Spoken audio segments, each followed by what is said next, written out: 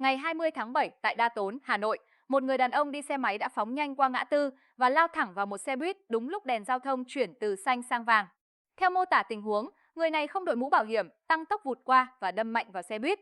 Sau cú va chạm, người đàn ông ngã xuống đường và nằm bất động. Hiện chưa rõ có thương vong hay không. Bài viết cũng nhắc kỹ năng khi đến ngã tư là các phương tiện phải giảm tốc độ, không nên cố vượt trong những giây cuối của đèn xanh vì có thể gây mất an toàn. Với xe máy, người điều khiển bắt buộc phải đội mũ bảo hiểm.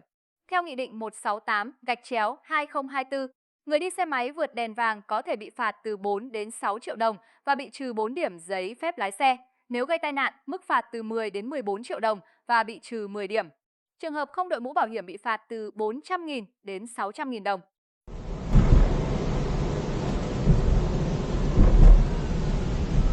Ô, ô, ô, ô, ô.